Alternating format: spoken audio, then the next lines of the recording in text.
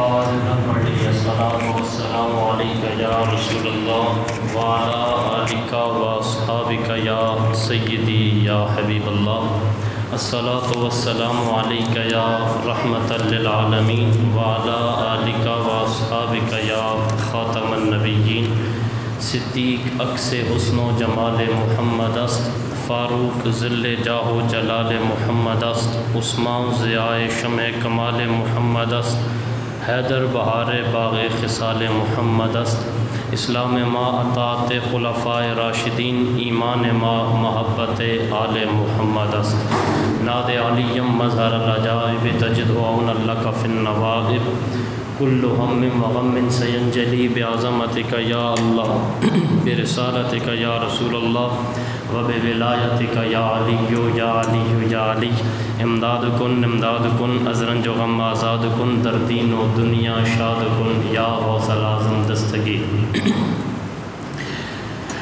لے رہا ہے سارا عالم، لے رہا ہے سارا عالم روشنی عثمان سے، لے رہا ہے سارا عالم، لے رہا ہے سارا عالم روشنی عثمان سے، لے رہا ہے سارا عالم روشنی عثمان سے، لے رہا ہے سارا عالم روشنی عثمان سے، ہے وفادار نبی کی، ہے وفادار نبی کی دوستی عثمان سے، ہے وفادار نبی کی دوستی عثمان سے، مصطفیٰ کے عشق میں ہر لمحہ وہ سرشار تھے، مصطفیٰ کے عشق میں ہر لمحہ وہ سرشار تھے، مصطفیٰ کے عشق میں ہر لمحہ وہ سرشار تھے، عاشقوں نے سیکھی رسمیں، عاشقوں نے سیکھی رسمیں عاشقی عثمان سے، عاشقوں نے سیکھی رسمیں عاشقی عثمان سے، سارے پڑھیے، لے رہا ہے سارا عالم، لے رہا ہے سارا عالم روشنی عثمان سے، سید عالم کی دو شہزادیاں ان کو ملی، سید عالم کی دو شہزادیاں ان کو ملی، اس فضیلت میں نہ بڑھ پایا، اس فضیلت میں نہ بڑھ پایا کوئی عثمان سے، لے رہا ہے سارا عالم، لے رہا ہے سارا عالم روشنی عثمان سے، آج بھی ان کی سخاوت کا ہے چرچا چار سو، آج بھی ان کی سخاوت کا ہے چرچا چار سو، آج بھی ان کی سخاوت کا ہے چرچا چار سو، دنیا میں بڑھ کے سخاوت کس نے کی،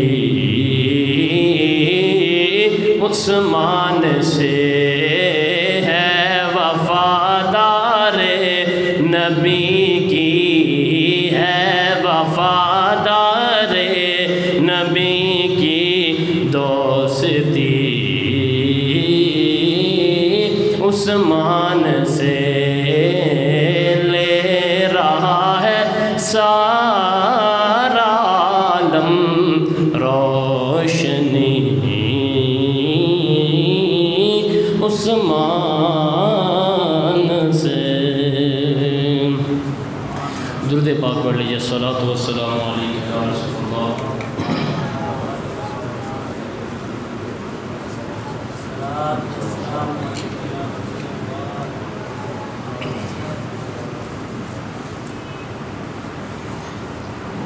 بعد از حمد و صلات لائق صد تکریم و احترام جملہ سامعین و حاضرین و ناظرین، السلام علیکم ورحمۃ اللہ وبرکاتہ۔ خالق کائنات کا بے حد و بے حساب شکر ہے کہ اس خالق و مالک نے مجھے اور آپ کو زندگی میں ایک مرتبہ پھر جمعۃ المبارک کے یہ عظیم لمحات نصیب فرمائے۔ اللہ پاک ہم سب کا یہاں آنا، مل بیٹھنا اپنی بارگاہ میں قبول و منظور فرمائے، مجھے حق اور سچ بیان کرنے کی توفیق عطا فرمائے، قرآن و سنت کی روشنی میں شریعت مصطفیٰ اور تعلیمات مصطفیٰ کو بیان کرنے کی توفیق عطا فرمائے، اور جو احباب کسی شرعی عذر کی وجہ سے آج جمعۃ المبارک کے نظیم لمحات میں شریک نہیں ہو سکے، اللہ پاک ہر ایک کی کملی والے آقا کے صدقے غیب سے مدد فرمائے۔ حضرات ذی وقار، آج 18 ذوالحجہ شریف ہے، اسلامی سال کا یہ آخری مہینہ رواں دواں ہے، بلکہ آخری مہینے کا دوسرا عشرہ بھی تقریباً ختم ہونے کو ہے، اور 18 ذوالحجہ شریف یہ ایک اسلام کی تاریخ میں وہ عظیم دن ہے کہ جس عظیم دن میں مولائے کائنات حیدر کرار زوج زہرا حسنین رضی اللہ تعالی عنہ کے بابا جان حضرت مولا علی رضی اللہ تعالی عنہ کو غدیر کے میدان میں امام الانبیاء نے ہاتھ پکڑ کے یہ اعزاز دیا تھا، من کنت مولا فعلی مولا، جس کا میں محمد مولا، قیامت تک اس بندہ مومن کا میرا ویر علی بھی مولا ہے۔ اس مناسبت سے بھی آج کا دن بڑی اہمیت کی حامل ہے، اور اس دن کی عظمت اس شان سے بھی ہم مناتے ہیں، لیکن چونکہ اس کے ساتھ ساتھ خلیفہ ثالث جامع القرآن، ناشر القرآن، محافظ قرآن، حافظ قرآن حضرت سیدنا عثمان غنی عثمان بن عفان عز النورین، آپ کا آج یوم شہادت ہے، اور اتفاق دیکھیے جس سن آپ کی شہادت ہوئی وہ بھی 18 ذوالحجہ کے دن جمعے والا دن تھا، اور آج بھی 18 ذوالحجہ شریف جمعے کا ہی دن ہے۔ اللہ تعالیٰ میری اور آپ کی یہ مختصر سی حاضری خلیفہ ثالث حضرت سیدنا عثمان غنی ذو النورین رضی اللہ تعالیٰ عنہ کی بارگاہ میں قبول فرمائے۔ آپ کی سیرت کے حوالے سے چند معروضات پیش کریں گے، اور جاتے جاتے یعنی جس انداز سے آپ کی شہادت ہوئی، آپ کو مظلوم مدینہ بھی کہا گیا ہے۔ آپ کی شہادت نہایت ہی دردناک ہے، انشاءاللہ آخر میں وہ بیان کرتے ہیں، لیکن زندگی جس شان سے گزاری اور پھر جس شان سے آپ اس دنیا سے گئے، جاتے جاتے بھی جس شے کی پہرےداری کرتے گئے، انشاءاللہ اسی پہ پھر آخر میں چند باتیں کریں گے۔ بغیر لمبی چوڑی تمہید کے مختصر سا تعارف، آپ احباب جانتے ہیں میرا اپنا ایک انداز ہے کہ جس ہستی کا بھی ذکر کیا جائے، چونکہ ہر ایک کی پوری تاریخ کے مطابق اس کا جو تعارف ہے وہ تو اتنا وقت نہیں ہوتا کہ سارا بیان کیا جائے، لیکن جو ایک تعلق کملی والے آقا سے اس ہستی کا ہو جس کا ذکر کیا جائے وہ بیان کرنا ضروری ہے، تاکہ آغاز ہی سے جو بنیاد آپ کے ذہن میں بیٹھے کہ اس عظیم ہستی کے بارے میں گفتگو آپ سننے جا رہے ہیں۔ حضرت عثمان غنی، نام آپ کا عثمان ہے، کنیت آپ کی ابو عبداللہ بھی ہے، آپ کو ابو عمر بھی کہتے ہیں، لقب آپ کے بے شمار ہیں جن میں سے مشہور 2 لقب ہیں، ایک ہے عثمان غنی، آپ کی سخاوت کی وجہ سے آپ کو غنی کہا گیا، اور دوسرا جو اس سے بھی زیادہ مشہور ہے وہ ہے ذو النورین، کہ کملی والے آقا کی 2 شہزادیاں حضرت عثمان غنی کے نکاح میں آئی ہیں۔ یہ 2 آپ کے بڑے مشہور لقب ہیں۔ اور اسی طرح جو آپ کا سلسلہ نسب ہے، حضرت عثمان بن عفان کا 5ویں پشت میں جا کے آپ کا سلسلہ نسب کملی والے آقا کے نسب کے ساتھ مل جاتا ہے۔ میں آغاز میں ایک جملہ کہنے جا رہا ہوں، وہ آپ ذہن میں رکھیے گا۔ سوشل میڈیا کا دور ہے، ہر بندے نے اپنی عقل کے مطابق دین کو سمجھنا شروع کر رکھا ہے۔ یاد رہے، میری اور آپ کی طبیعت کے مطابق شریعت نہیں چل سکتی، بلکہ ہماری طبیعت کو شریعت کے مطابق چلنا پڑے گا۔ ہر بندہ اگر اپنی طبیعت کے مطابق شریعت کو چلانے کی کوشش کرے گا تو پھر شریعت مصطفیٰ کا تصور ختم ہو جائے گا۔ ہر بندے کو اپنی طبیعت مصطفیٰ کی شریعت کے تابع کرنی پڑے گی۔ یہ جملے میں نے اس لیے کہے کہ اب میں جو بات کرنے جا رہا ہوں، سوشل میڈیا کا دور ہے، آپ سب جانتے ہیں۔ آپ کی والدہ کا نام ہے عروہ بنت کریز، بنو ہاشم کے بعد، توجہ سے سنیے گا، بنو ہاشم کے بعد، اور آسان کروں تو قبیلہ قریش کے بعد جس قبیلے کو مکہ اور مدینہ منورہ کی دھرتی پہ، جس خاندان کو، جس قبیلے کو عظمت و عزت والا سمجھا جاتا تھا، وہ قبیلہ بنو امیہ ہے۔ بول سکتے ہیں آپ سبحان اللہ، بول لیں۔ بنو ہاشم کے بعد، قریشی خاندان کے بعد جس قبیلے کو عزت و عظمت حاصل تھی وہ قبیلہ بنو امیہ ہے۔ اگر کسی خاندان کے چند باغی لوگ اگر اٹھ کے شریعت مصطفیٰ اور اہل بیت مصطفیٰ پر ظلم کریں، اس کا ہرگز یہ مطلب نہیں ہوتا کہ وہ سارا خاندان برا تصور کیا جائے۔ اگر یہی بات ہے تو قریشی قبیلے سے بڑا قبیلہ تو کوئی نہیں ہے، جس قبیلے سے سونے نبی کا اپنا تعلق ہے۔ ہم نے تو جسے مانا ہے نسبت مصطفیٰ کا صدقہ مانا ہے، تو پھر بتایا جائے پھر ان لوگوں کے بارے میں کیا کہو گے جو قریش کے خاندان سے ہیں، لیکن قرآن پوری صورت ان کے خلاف آئی ہے۔ ابو لہب کا تعلق کوئی راجہ تو نہیں تھا، وہ چودھری تو نہیں تھا، وہ بھی قریشی خاندان سے تھا۔ ابو جہل کوئی چودھری راجہ ملک نہیں تھا، وہ بھی قریشی خاندان سے تھا۔ لیکن اگر کوئی ابو جہل ابو لہب کو سامنے رکھ کے معاذ اللہ قریشی خاندان کو برا بلا کہے گا تو ایسا ہرگز نہیں ہوگا، اس لیے کہ قریشی خاندان میں نبیوں کا امام بھی موجود ہے۔ اسی طرح اگر چند بگوڑوں کی وجہ سے جنہوں نے آل محمد مصطفیٰ پر ظلم کیے، اگر ان کا تعلق قبیلہ بنو امیہ سے ہے تو پورے قبیلے کو برا بلا نہیں کہا جائے گا، اس لیے کہ سونے نبی کے دورے داماد عثمان کا تعلق بھی اسی قبیلے سے ہے۔ ہم نسبتوں کے ذریعے ادنا شے کو بھی اعلیٰ سمجھتے ہیں اگر اس ادنا کی نسبت اعلیٰ سے ہو جائے، ہم نسبتوں کے ذریعے حقیر شے کو بھی عزت والا سمجھتے ہیں اگر اس حقیر شے کی نسبت عزت والے سے ہو جائے، اس لیے کہ اسلام کی بنیاد ہی نسبتوں پر قائم ہے۔ اگر میرا تیرا دین اسلام کائنات کے سارے ادیان سے اعلیٰ ہے، وہ میرے تیرے سجدوں کی وجہ سے نہیں، زہرا کے بابا محمد کی نسبت کی وجہ سے ہے۔ اس لیے میں نے آغاز میں یہ بات اس لیے کی چونکہ جس ہستی کا ہم آج ذکر سنانے جا رہے ہیں، آپ کا تعلق قبیلہ بنو امیہ سے ہے۔ بڑے بڑے گھر میں چار دیواری میں بیٹھ کے کیمرہ آن کر کے ہر وقت گالیاں دیتے نظر آتے ہیں، یہ تو بنو امیہ کے ہیں، یہ تو اموی خاندان کے ہیں، یہ تو ایسا ہے، یہ ویسا ہے۔ سارے قبیلے کو برا نہیں کہا جا سکتا۔ اگر یہ ایسا کہو گے تو خلیفہ ثالث کو اسلام کی تاریخ سے باہر نکالنا پڑے گا، اور اسلام کی تاریخ سے باہر نکالو گے آگے بات کرتے ہیں۔ لیکن آغاز میں بتا دوں، آج جو قرآن میرے تیرے سامنے پڑا ہے، اس قرآن کا ناشر بھی عثمان ہے، اس قرآن کا جامع بھی عثمان ہے، اس قرآن کا حافظ بھی عثمان ہے۔ رب محمد کی قسم، اس قرآن کا محافظ بھی عثمان غنی نظر آ رہا ہے۔ حضرات، آپ کے حسن اخلاق پر صرف ایک بار آپ کا اخلاق اور کردار میں رات کو جب پڑھ رہا تھا تو ساری باتیں مجھے بس ایک حدیث، اور میں نے سوچا بس یہ ایک ہی بتا دی جائے، اس میں ساری باتیں آ جائیں گی۔ معجم الکبیر کی یہ روایت ہے، ابو ہریرہ اس حدیث کے راوی ہیں، حضور خود بتا رہے ہیں، شان دیکھو یار عثمان غنی کی، میں ہوں اپنا کردار بتاؤں، یہ میرا کردار کوئی آج کوئی عزت دار بندہ بتائے تو یہ بھی الگ بات ہے، لیکن جس کا کردار، جس کا اخلاق سونا نبی بتا رہا ہو، اس عثمان کی شان کہ کیا عالم ہوگا۔ اور حضور شان کیا بتا رہے ہیں، فرماتے ہیں فَإِنَّهُ مِنْ أَشْبَهِ أَصْحَابِي بِي خُلُقًا، فرمایا لوگوں میرے سارے صحابہ میں سے مجھ محمد جیسا اگر کسی نے اخلاق دیکھنا ہے وہ میرے یار عثمان بن عفان کو دیکھ لے۔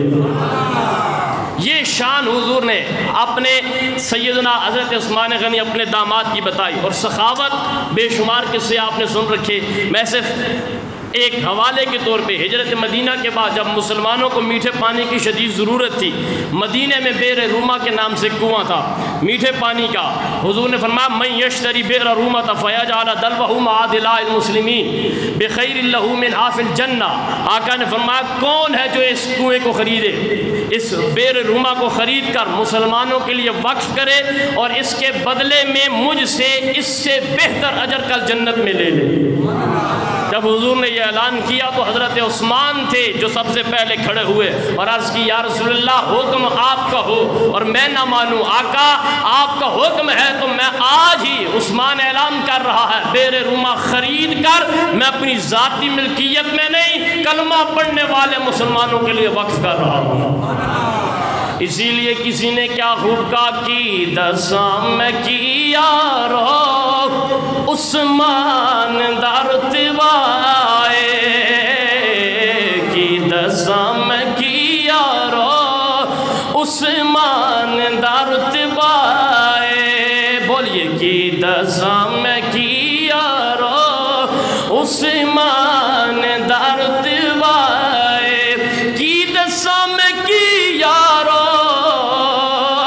عثمان دارتبائے، آقا دے گھرانے وچ ایک وکھرائی رشتہ ہے، پڑھیے آقا دے گھرانے وچ ایک وکھرائی رشتہ ہے، بولیے آقا دے گھرانے وچ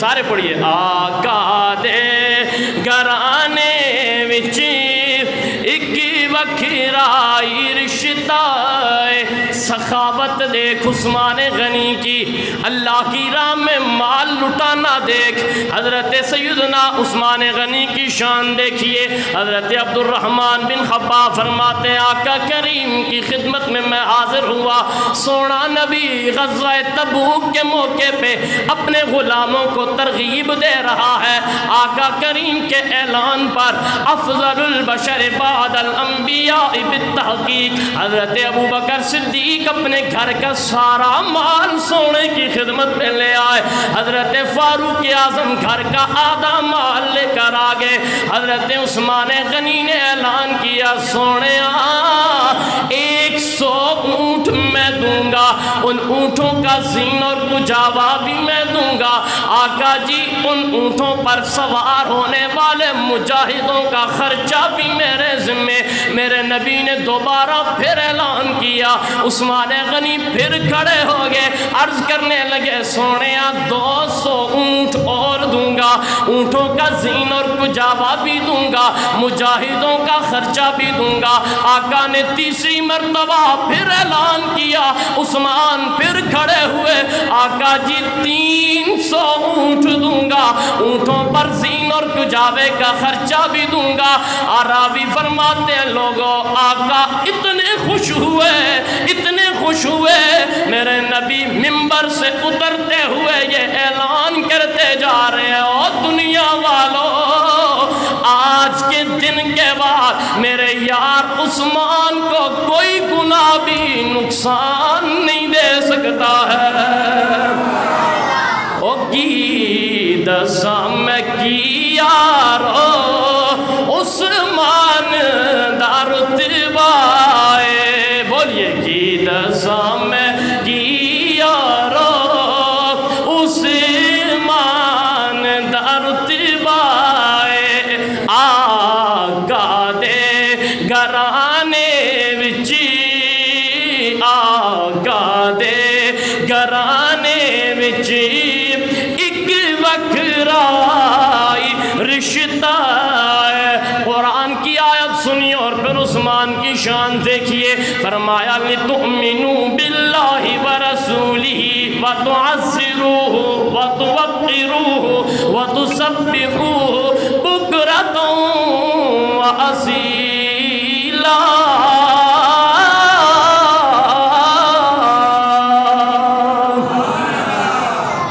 के कायनात ने फरमाया ईमान लाओ अल्लाह रसूल पर, और फिर उसके बाद इज़्ज़त करो मेरे यार मोहम्मद की, ताज़ीम करो। ये नहीं कहा कि ईमान लाओ और फिर नमाज़ें पढ़ो, ये भी नहीं कहा कि ईमान लाओ और फिर ज़कात दो, रोज़े रखो और हज करो, ना, फरमाया ये सारी इबादतें बाद में हैं, ईमान लाओ पहले मेरे यार मुस्तफ़ा की ताज़ीम करनी है। इसलिए कि बग़ैर इज़्ज़त मुस्तफ़ा के ना नमाज़ें कबूल है, बग़ैर ताज़ीम मुस्तफ़ा के ना ज़कात सदक़ात खैरात कोई इबादत कबूल नहीं। कायनात की हर इबादत अगर रब कबूल करेगा तो मोहम्मद अरबी की ताज़ीम का सदका करेगा।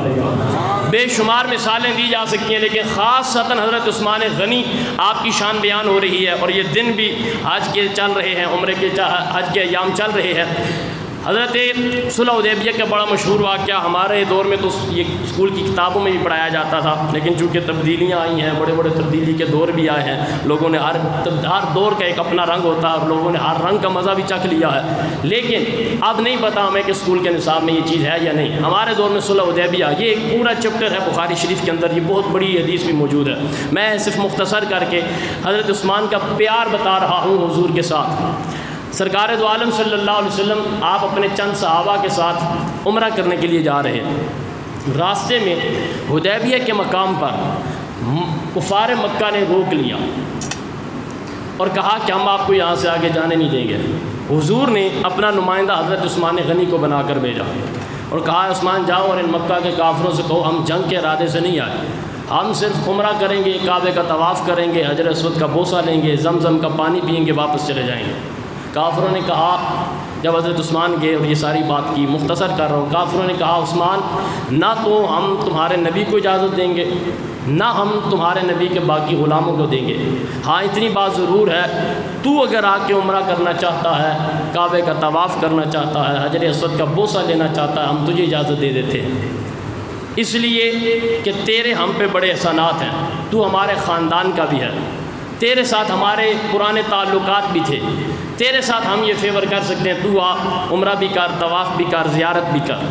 अब हज़रत उस्मान गनी आपका जवाब देखिए। होता ना आज का कोई लिबरल और सेकुलर जहन वाला, वो कहता चलो मैं तो ज़रा काबा फेर आऊँगा, लेकिन चूँकि उस्मान जानते थे कि बग़ैर मुस्तफ़ा की ज़ात के काबे का जो चक्कर है ये सिर्फ चक्कर हो सकता है, रब की इबादत तवाफ़ नहीं हो सकता। हज़रत उस्मान गनी का जवाब देखिए, आपने फरमाया मक्का के काफिरों तुम क्या समझते हो कि मैं अपने नबी मुस्तफ़ा के बग़ैर काबे का तवाफ़ कर लूँगा, मैं हजर अस्वद का बोसा ले लूँगा। फरमाया सुनो, उस्मान काबे का तवाफ़ भी करेगा, उस्मान हजर अस्वद का बोसा भी लेगा, उस्मान सफ़ा व मरवा की साई भी करेगा, ज़मज़म का पाक पानी भी पिएगा, लेकिन इस हाल में मेरे आका मोहम्मद मुस्तफ़ा आगे होंगे, हम सारे गुलाम उनसे पीछे होंगे। काबे की زیارت جیسی عظیم عبادت کو بھی محمد عربی کی ذات کے بغیر ٹھکرا کے بتایا ہے۔ زمانے والوں، کائنات کی ہر عبادت بغیر محمد عربی کی ذات کے قبول ہی نہیں ہے۔ اگر چاہتے ہو ہر عبادت کو قبولیت کا معیار حاصل ہو، دلوں میں محمد مصطفیٰ کی ذات کو بسا لیا جائے گا۔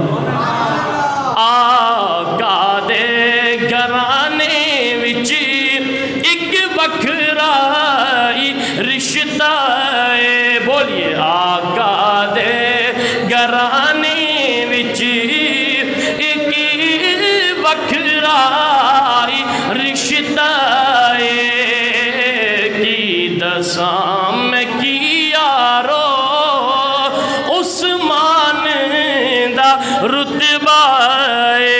میرے نبی نے فرمایا لوگو اشد امتی حیاء عثمان بن عفان، فرمایا میری ساری امت میں سب سے زیادہ حیاء والا اگر دیکھنا ہو وہ میرا یار عثمان دیکھ لیا جائے۔ آقا دے گھرانے وچ ایک وکھرائی رشتہ ہے، آقا دے گھرانے وچ ایک وکھرائی رشتہ ہے۔ غزوہ بدر کے بعد جب حضرت جناب سیدہ رقیہ بنت محمد کا وصال ہوا، جو عثمان غنی کے نکاح میں پہلے آئی، آقا تشریف لائے، حضرت عثمان غنی کو دیکھا آپ رو رہے ہیں۔ حضور نے پوچھا عثمان ما یبکی کا، اے عثمان کیوں رو رہا ہے؟ ہاتھ جوڑ کے عرض کرنے لگے سونیا آپ کی دامادی سے محروم ہو گیا ہوں، آپ کی بیٹی میرا نکاح میں تھی، اب وہ پردہ فرما گئی ہے۔ زمانے کے سامنے میرا ایک تعارف یہ بھی تھا کہ عثمان عفان کا بیٹا نبیوں کے امام محمد کا داماد ہے۔ آقا مسکرا پڑے، فرمایا ابھی ابھی جبریل آیا ہے، جبریل نے آ کے مجھے کہا ہے آقا رب کا حکم ہے اپنی دوسری شہزادی ام کلثوم کا نکاح بھی عفان کے بیٹے عثمان سے کر لیا جائے۔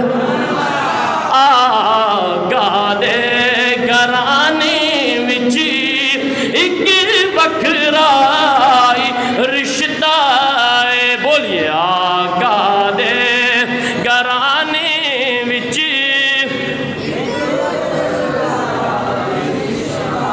سارے پڑھیے آقا دے گھرانے وچ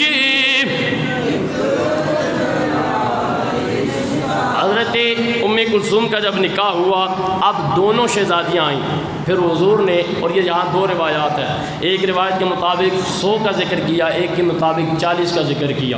فرمایا لو کان عندی 100 بنت تموت واحدۃ بعد واحدہ، اگر مجھ محمد کی 100 بیٹیاں بھی ہوتی تو ہر ایک بیٹی کے بعد اگر وہ دنیا سے پردہ فرما جاتی، فرمایا ہر ایک بیٹی کے بعد اے عثمان میں اپنی دوسری بیٹی کا نکاح تجھ سے کرتا۔ گج کے بولیے سبحان اللہ۔ اب چونکہ 2 بیٹیاں آئی ہیں، امام اہل سنت نے کیا خوبصورت نقشہ کھینچا، جو قصیدہ نور ہے صبح طیبہ میں ہوئی، بے شمار اشعار ہیں، اس میں سے یہ 2 مصرے آپ نے حضرت عثمان غنی کی شان میں آپ فرماتے نور کی سرکار سے پایا تو شالا نور کا، نور کی سرکار سے پایا تو شالا نور کا۔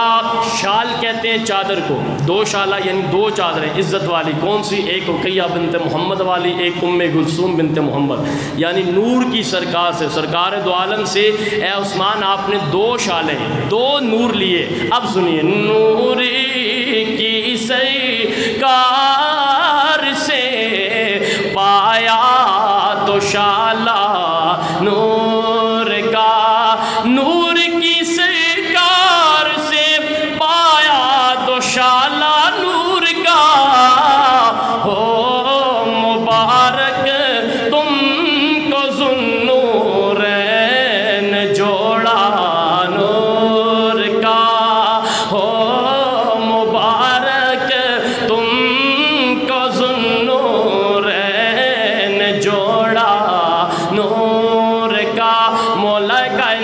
حیدر کرار آپ بھی فرما رہے ہیں لوگو ذاک امرؤ جدا فی الملأ الاعلی ذو النورین۔ آپ سے کسی صحابی نے پوچھا عثمان غنی کے بارے میں آپ کیا کہتے ہیں؟ فرمایا میں عثمان کی شان کیا بتاؤں، صرف زمین پر ہی نہیں بلکہ آسمان والے بھی عثمان کو ذو النورین کہہ رہے ہیں۔ نور کی سرکار سے پایا دوشالہ نور کا۔ میں یہاں رک کے یہ بات کہوں گا، جو لوگ میرے تیرے نبی کو نور نہیں مانتے وہ حضرت عثمان غنی کا جب نام لیتے ہیں لکھتے ہیں مساجد میں بھی عثمان ذو النورین لکھتے ہیں۔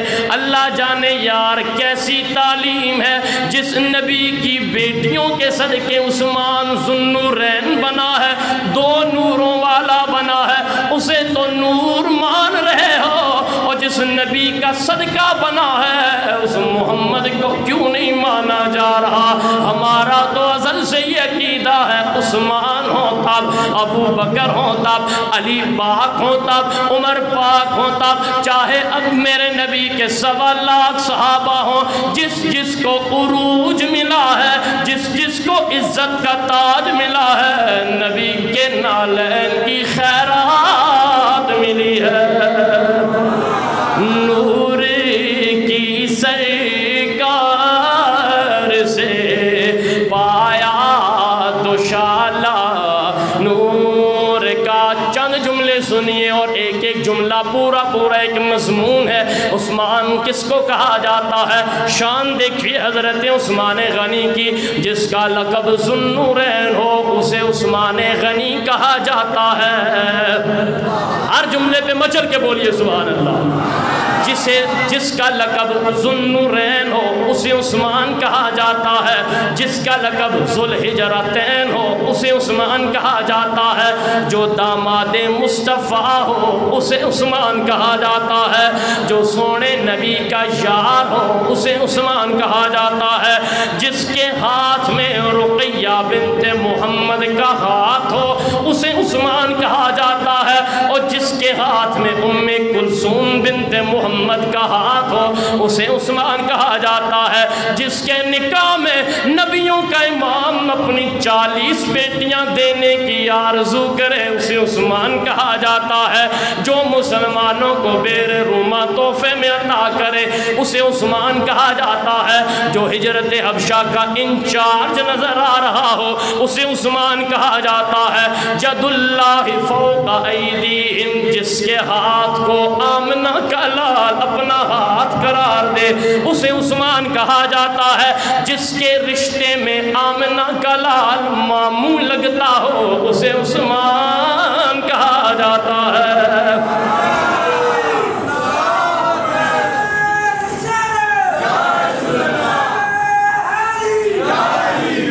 جس کے رشتے میں آقا ماموں لگتے ہو، نہیں سمجھ آئی تو یوں سمجھ لیجئے محمد عربی کے بھانجے کو عثمان کہا جاتا ہے۔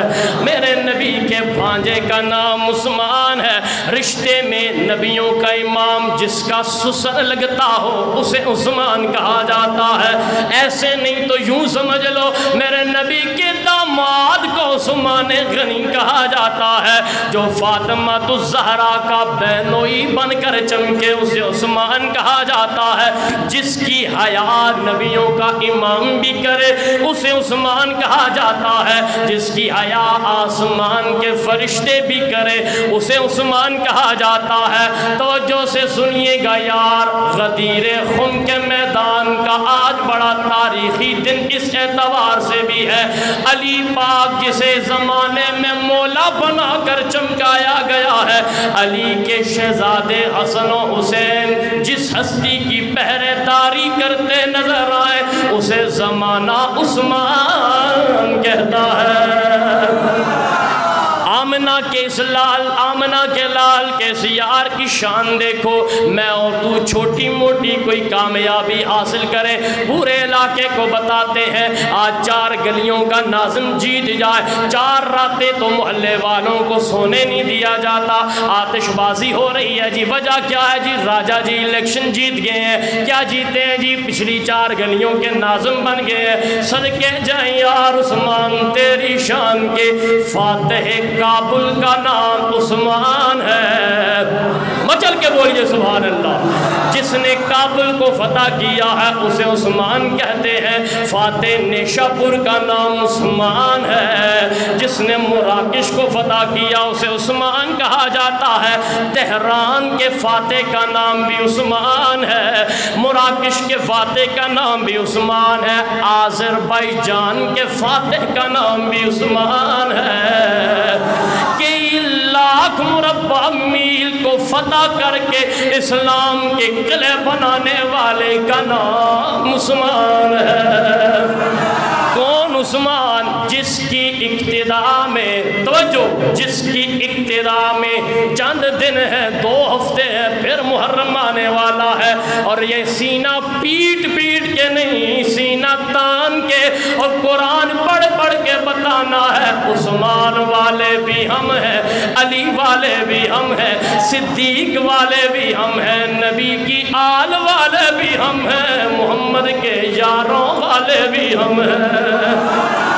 حضرت عثمان غنی کس شان کے مالک ہیں یار؟ 1 2 4 نہیں، 1 2 100 نہیں، بلکہ کئی ہزار نمازیں علی پاک جس کے پیچھے کھڑے ہو کے پڑھ رہے ہیں، اسے زمانہ عثمان کہتا ہے۔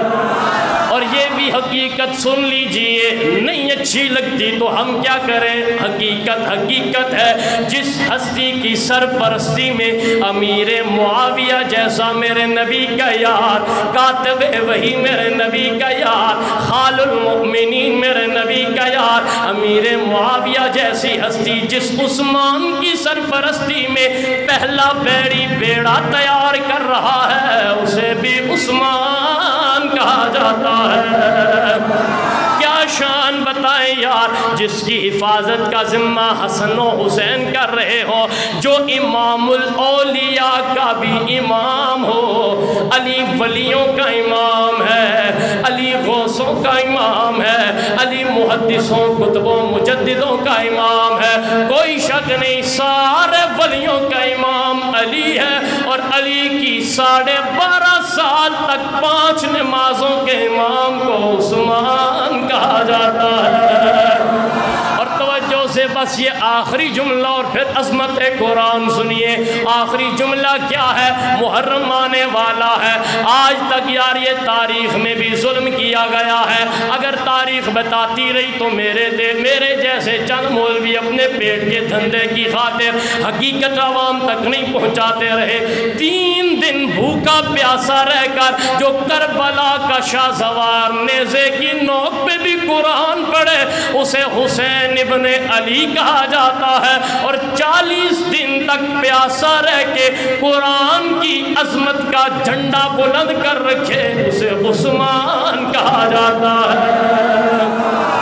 او کی دسا میں کی یارو عثمان دارتبائے، آپ تو پڑھیے، سارے پڑھیے، کی دسا میں کی یارو عثمان دارتبائے، کی دسا میں کی یارو عثمان پڑھیے، کی دسا میں کی یارو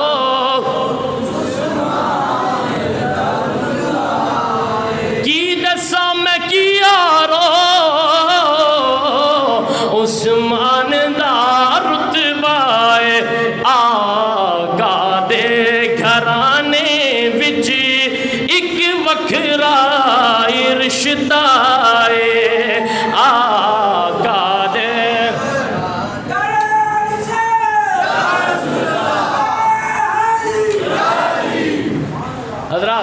آپ نے دیکھا اور سنا حضرت عثمان غنی کی شہادت، یہ بھی ایک بڑا دردناک واقعہ ہے۔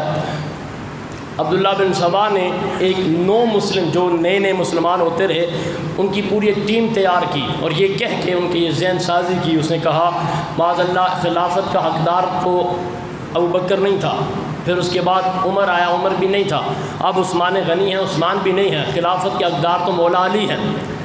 یہ ذہن سازی کر کے اس نے ایک پوری ٹیم تیار کی اور پھر مدینے میں آیا اور یہ بلوائی سارے آئے۔ عثمان غنی جو میں نے آغاز میں بتایا کہ مسجد نبوی کی توسیع کے لیے جس ہستی نے جگہ خرید کر دی اسے بھی عثمان کہا جاتا ہے۔ اب آخری وقت ایسا بھی آ گیا اسی مسجد میں عثمان غنی کو نماز پڑھنے کی اجازت نہیں، آپ کو اپنے گھر کے اندر ہی معصور کر دیا اور مولا کائنات نے اپنے دونوں شہزادوں حسن اور حسین کو آپ کی رکھوالی کے لیے حفاظت کے لیے بھیجا۔ یہ تو لوگوں نے آپ کہا نا وہ اور ہیں یہ اور ہیں، یہ اور وہ اور نہیں ہے، ازل سے یہ سب ایک نظر آ رہے ہیں۔ دونوں شہزادوں کو رکھوالی کے لیے بھیجا، اب بالآخر یہ وقت آ گیا، آپ اپنے گھر ہی میں تھے، بلوائیوں نے دیوار پھیلان کر چھلانگ لگائی، اندر آئے دیکھا حضرت عثمان غنی قرآن کی تلاوت کر رہے ہیں۔ قرآن پہ تو بول لیجئے سبحان اللہ، آپ قرآن کی تلاوت کر رہے ہیں، بلوائیوں نے آ کے جیسے ہی دیکھا تلواروں سے خنجروں سے تیروں سے آپ پر وار کرنا شروع کر دیا، اور شان دیکھیے قرآن پڑھتے پڑھتے جا رہے ہیں، آپ کے خون کا فوارہ جو سامنے قرآن پڑھا ہے قرآن کے اوراق پہ نظر آ رہا ہے، اور یہ آیت پڑھ رہے ہیں فَسَيَكْفِيكَهُمُ اللَّهُ فَسَيَكْفِيكَهُمُ اللَّهُ وَهُوَ السَّمِيعُ الْعَلِيمُ۔ قرآن پڑھتے پڑھتے دنیا سے جا رہے ہیں۔ ہمارے اکابر کی تاریخ کو پڑھا جائے، اصحاب رسول کی تاریخ کو پڑھا جائے، آل رسول کی تاریخ کو پڑھا جائے، ہمیں ان کی زندگیاں بھی قرآن سے منور نظر آ رہی ہیں، دنیا سے جا رہے ہیں تب بھی قرآن کا جھنڈا بلند کر کے جا رہے ہیں۔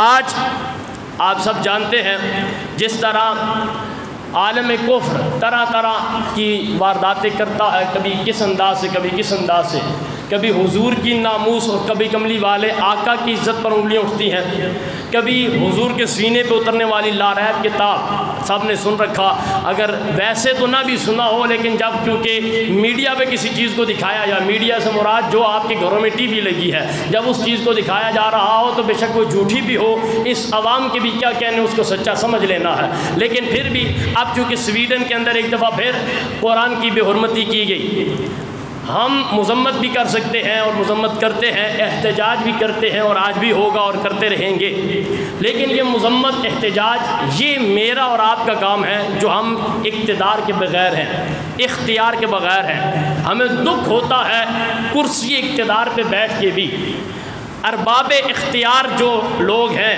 وہ بھی اگر بار بار صرف مذمت کرتے نظر آئے، اور پھر ہم نے تو ایسا بھی احتجاج دیکھا ہے جی، کشمیریوں کے ساتھ احتجاج کرنا ہے، کیا کرنا ہے، دھوپ میں آ کے 30 منٹ کھڑے ہو جانا ہے۔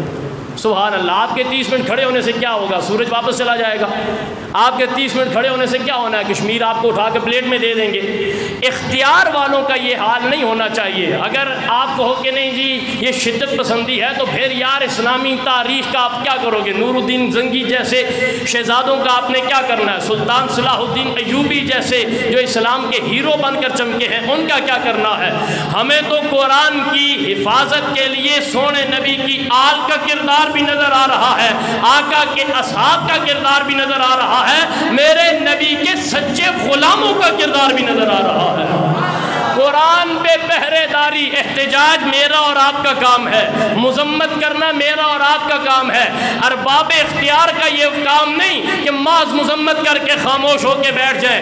آپ کی مذمت سے یہ پچھلے سال کی بات تو نہیں یا پچھلی صدی کی بات تو نہیں، چند مہینے پہلے اسی ملک میں قرآن کی بے حرمتی کی آپ کی خاموشی نے، ارباب اختیار کو سے میں مراد لے رہا ہوں، آپ کی خاموشی نے پھر یہ حال دکھایا ہے۔ چند مہینے گزرے پھر قرآن پہ حملہ ہو رہا ہے، کبھی یار ناموس مصطفیٰ پر، لیکن میرا خیال ہے شاید ہمیں بھی عقل نہیں، اس لیے ہم بھی کن سے امید لگائے بیٹھے ہیں۔ یہ تو قرآن کی عزت کی بات ہو رہی ہے، جنہوں نے سونے نبی کے خاکے بنائے، ہمارے ملک کے وزیر اعظم صاحب جا کے انہیں بھی اگر سینے لگائے، ہم ان سے بھیک مانگ رہے ہیں کہ نکلو قرآن کی خاطر، نکلو صاحب قرآن کی خاطر، رب کعبہ کی قسم، میں نے ایک دفعہ پہلے بھی اس مسجد میں کہا، آج پھر کہہ رہا ہوں، اگر یہی یہی حال رہے، اللہ کی عزت کی قسم انتظار کرو، ابھی ذلیل اور ہونا ہے تمہیں، انتظار کرو، ابھی پستی میں اور جانا ہے تمہیں، عروج چاہتے ہو۔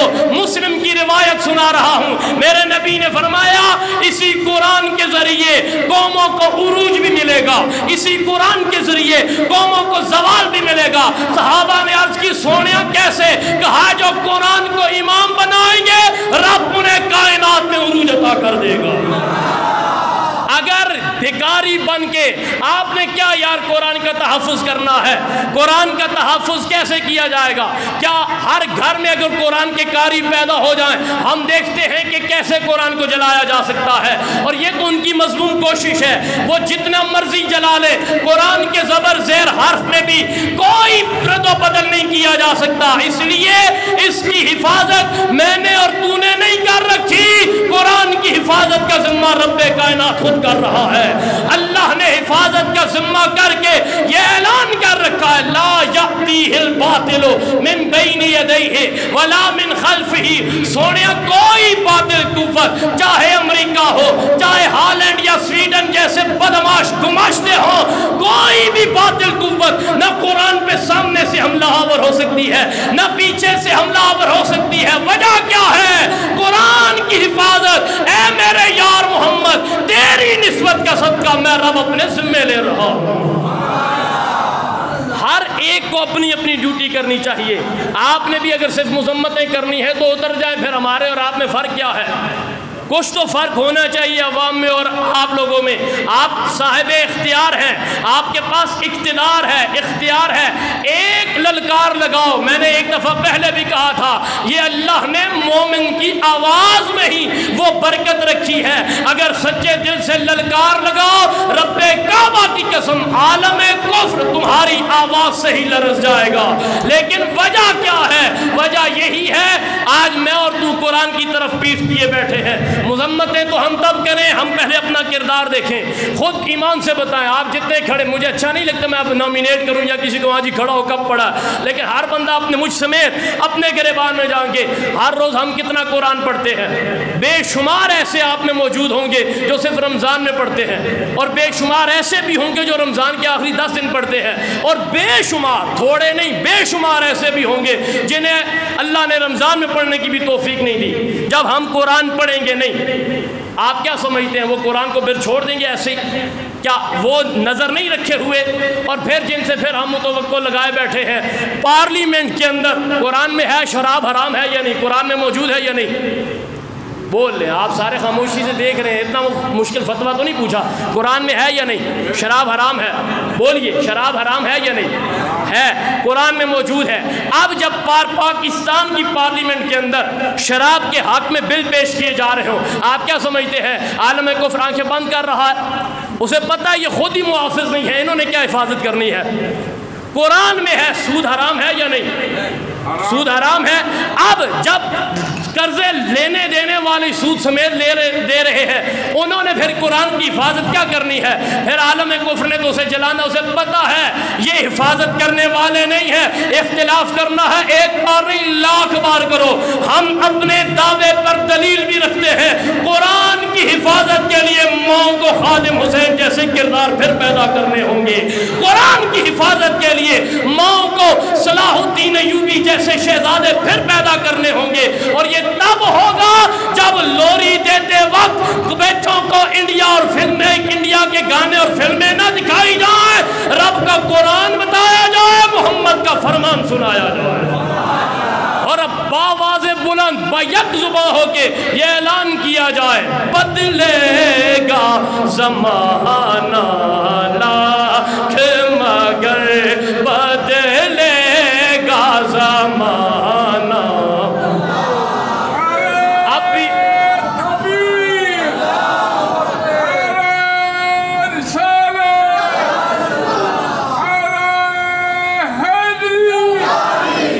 ایک روایت میرے ذہن میں آ گئی، میں وہ سنا دوں، اور پھر اس کے بعد بھی اگر آپ لوگ مجھے منت کر کے کہنا پڑے یار بولو تو پھر آپ کا بھی اللہ ہی حافظ ہے۔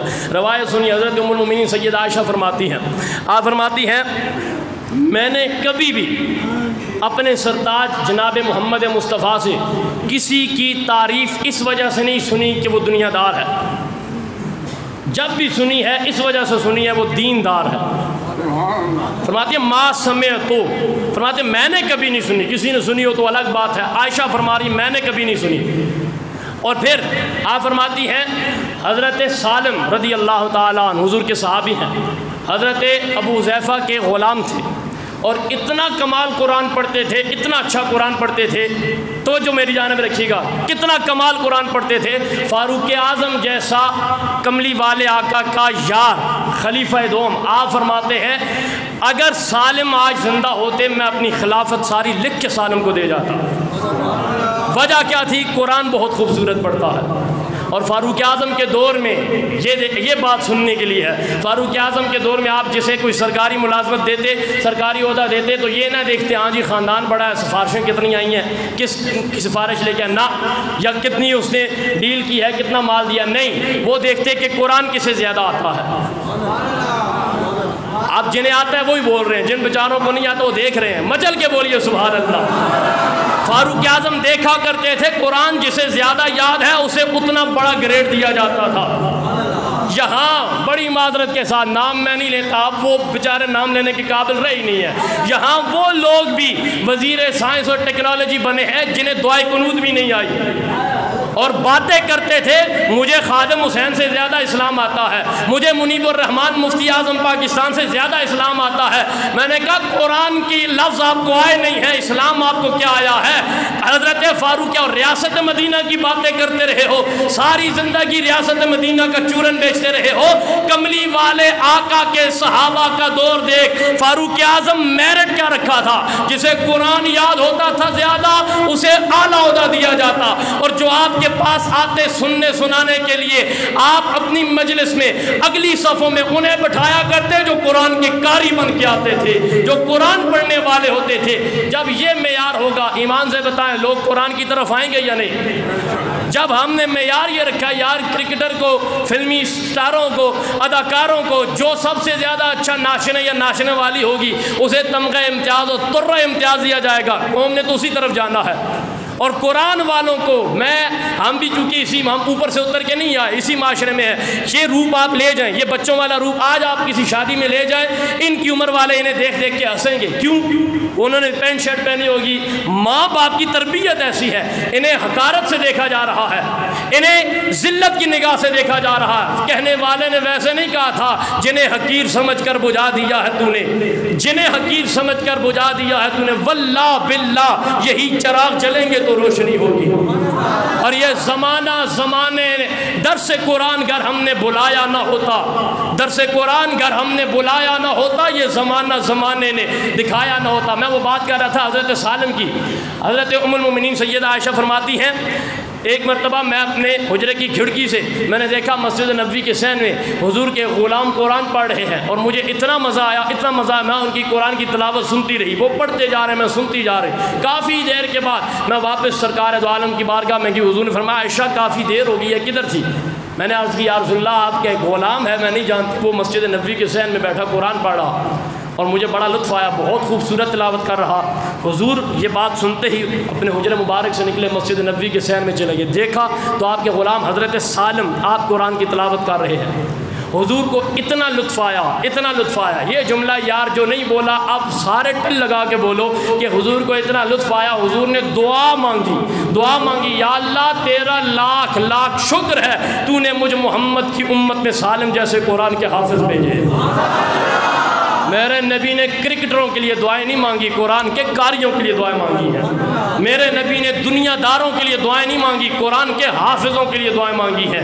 اور حضرت جناب سیدنا فاروق اعظم، حضرت سیدنا عثمان غنی جن کا آج جن کا خاص دن بھی ہے 18 ذوالحجہ یوم شہادت ہے، آپ کی سیرت، آپ کو جامع القرآن کہا جاتا ہے، آپ کو ناشر القرآن کہا جاتا ہے، آپ کو محافظ قرآن کہا جاتا ہے، عثمان غنی کو حافظ قرآن بھی کہا جاتا ہے۔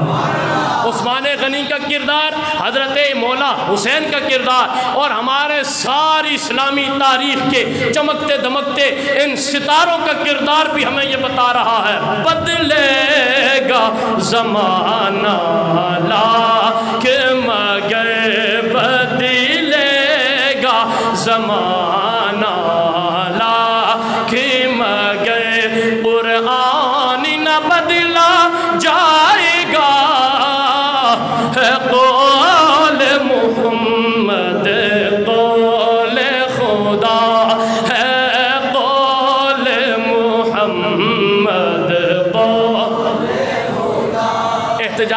طریقے ہوتے ہیں. آپ ذرا دل لگا کے پڑھیں قرآن, گھر گھر تلاوت قرآن کی گونج صبح سویرے پیدا کریں. ہر گھر میں زیادہ نہیں تو کم سے کم یار ایک حافظ قرآن آپ پیدا کرو. اللہ کی عزت کی قسم آپ جگہ جگہ سے قرآن کے حافظ بنانا شروع کرو. یہ نسخے جلا سکتے ہیں, قرآن کے حافظوں کے سینوں سے قرآن کو نہیں مٹایا جا سکتا ہے. مچل کے پڑھیے. بدلے گا زمانہ لا, سارے پڑھیے. بدلے گا زمانہ, قرآن نہ بدلا جائے گا, ہے قول محمد قول خدا, ہے قول محمد قول خدا جی, ہے قول محمد قول خدا. فرمان نہ بدلا جائے گا, میرے رب کا قرآن واضح پیغام دے گیا ہے. لا یأتیہ الباطل من بین یدیہ ولا من خلفہ تنزیل من حکیم عبید. وقت نہیں کہ میں ترجمہ کروں. آخری آیت میری گفتگو ختم. میری گفتگو کی آخری آیت قرآن کا آغاز یہاں سے ہو رہا ہے. فرمایا الف لام میم ذالک الکتاب لا ریب فیہ. عالم میں کفر آج تک اس کی مثل نہیں لا سکا. جب اپنی شکست معلوم ہوتی ہے پھر مضمون کوششیں کرتا ہے. کبھی اس کی توہین جلا کر رہا ہے, کبھی اس کی توہین گرا کر رہا ہے. لیکن قرآن 1400 سال سے بلکہ 1500 سال سے بار بار للکار للکار کے کہہ رہا ہے لا ریب فیہ, لا ریب فیہ. جتنا مرضی ستم کر لو قیامت آ سکتی ہے, قرآن کے کسی لفظ میں بھی شک نہیں کیا جا سکتا ہے. بدلے گا زمانہ لاکھ, سارے پڑھیے. بدلے گا, بدلے گا زمانہ لاکھ مگر قرآن نہ بدلا جائے گا. اللہ تعالیٰ سے دعا اللہ پاک عظمت قرآن سمجھنے کی توفیق عطا فرمائے.